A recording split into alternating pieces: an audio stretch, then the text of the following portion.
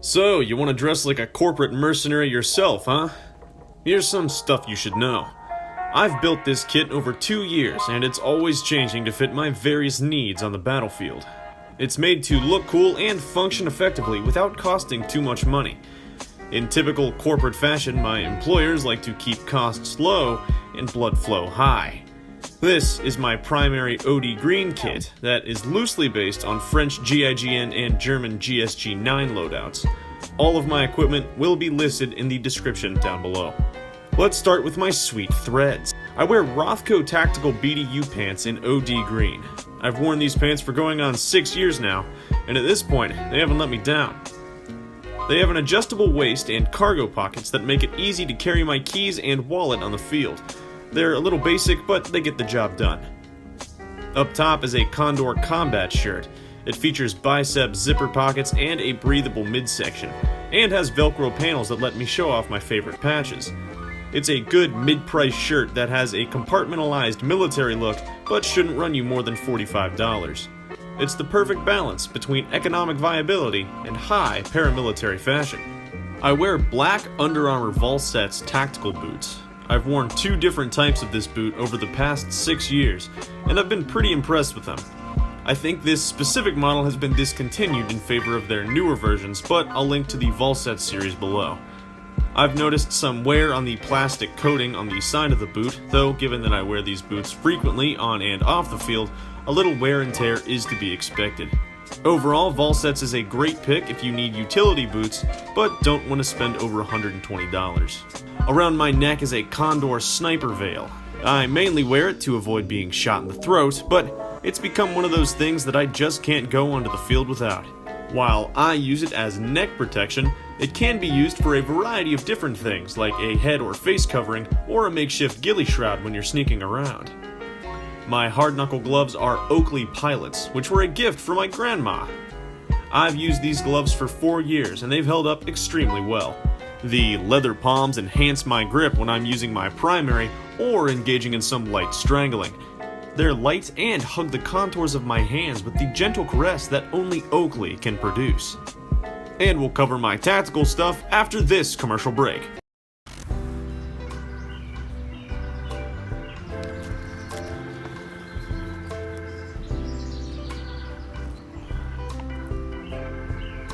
Hello there. I've been making videos for corporate for going on 2 years now. In that time, I've been punched, shot, stabbed, blown up.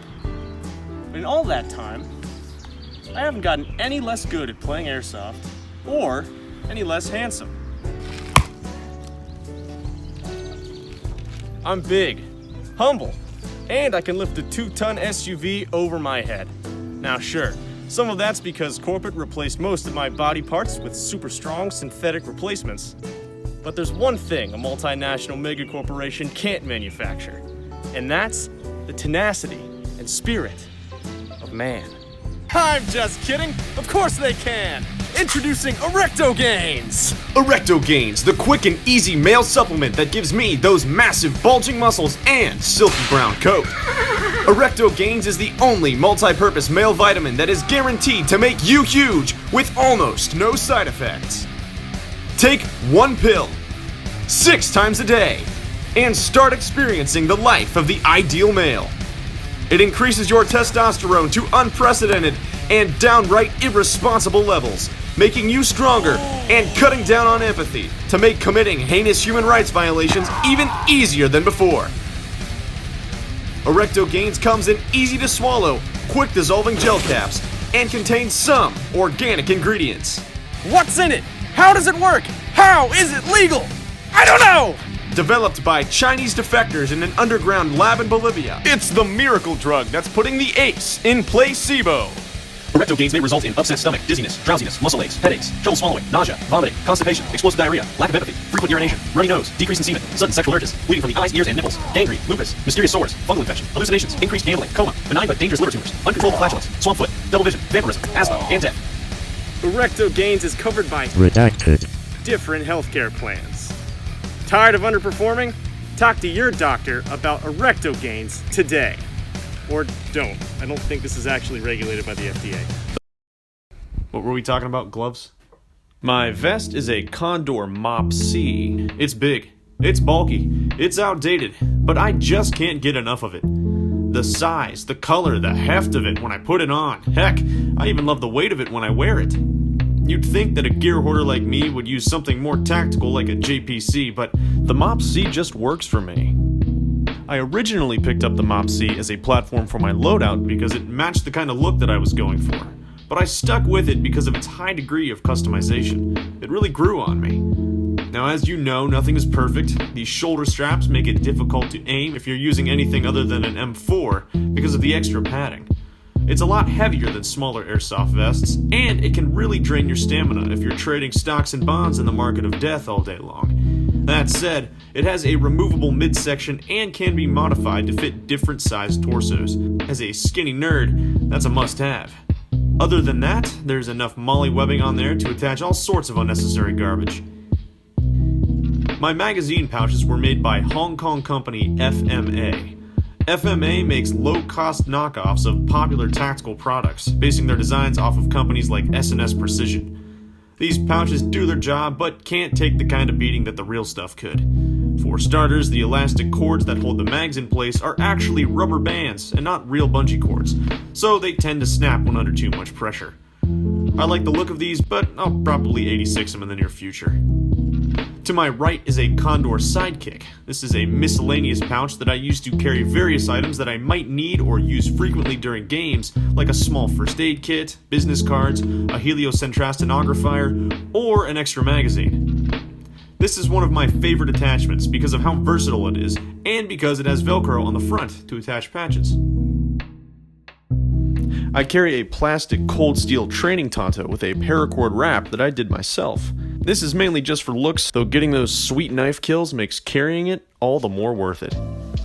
I have a Condor universal holster holding my sidearm on my chest. Now, I'm not a huge fan of this thing. It holds everything in place, but it bounces up and down when I run, which is pretty annoying. I will eventually replace it with a hard shell belt holster.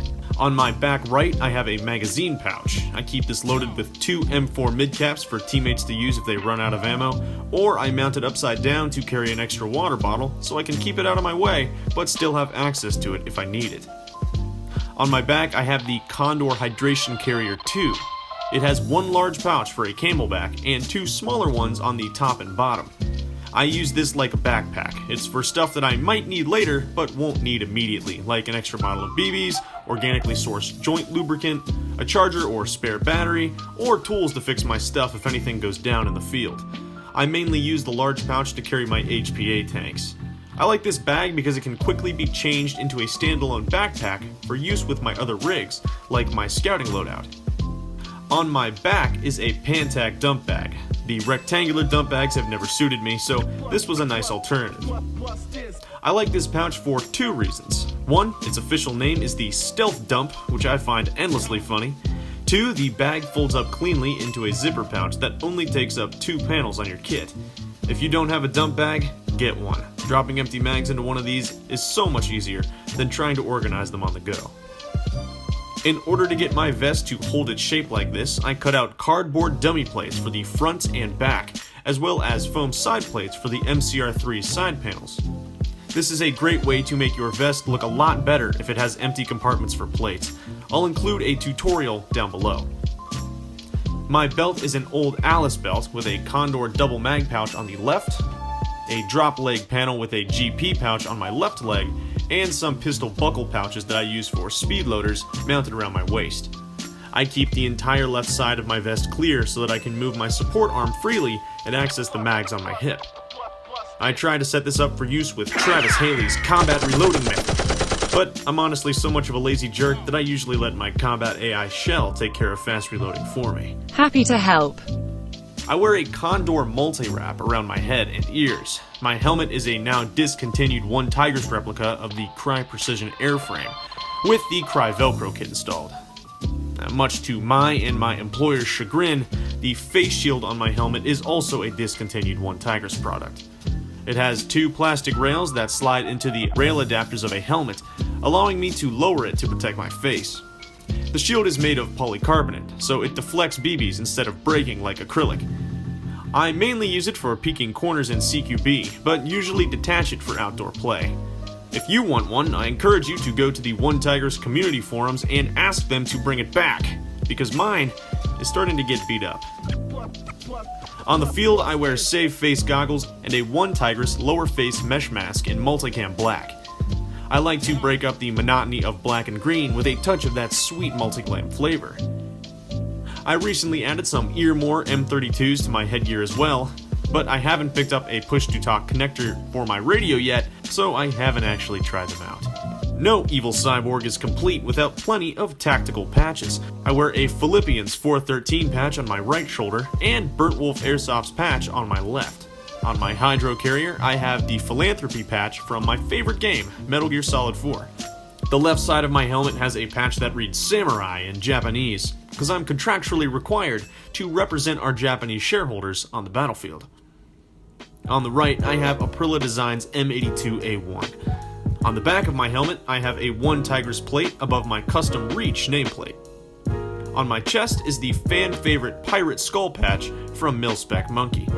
And my most recent acquisition is this totally groovy Stay Rad patch. Let's talk guns. I'm gonna briefly touch on all the ones that I typically use instead of giving you an in-depth look at just one. Up first is my Tippmann M4. Internally, it's completely stock aside from an upgraded bucking. I run it with the stock flip-up sights, a Magpul PTS angled foregrip, and Magpul rail covers. I love this thing because of its recoil, report, and consistency, though I've been having some technical troubles with it that I need to get sorted out before it makes an appearance in a video. Up next is my Tokyo Marui P90.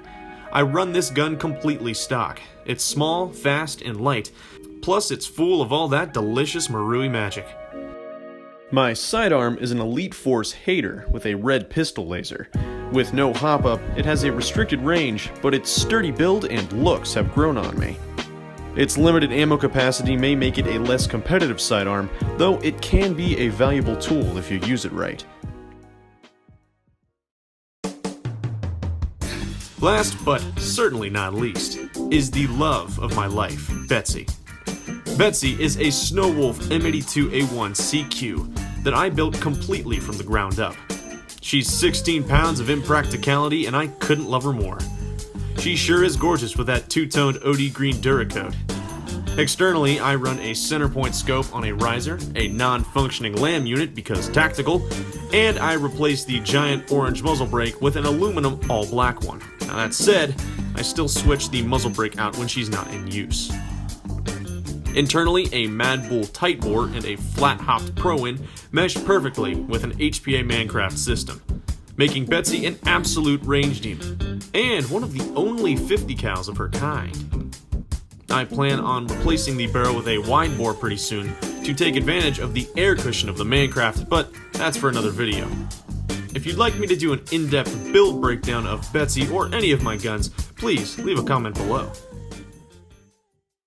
And that's about it. That's every intimate gear secret I have. But before you go, ERECTO GAINZ is now sponsoring a new series on my channel. Send in high-quality videos of your favorite guns and loadouts, along with a detailed description, and I'll post them in a video similar to this one. I want crazy, I want unique, and I want to know why you love it. Why should I make content when you can make it for me? Send your submissions to callsignreach@gmail.com, and don't forget to buy plenty of ERECTO GAINZ. Believe the GAINZ. Not regulated by the FDA.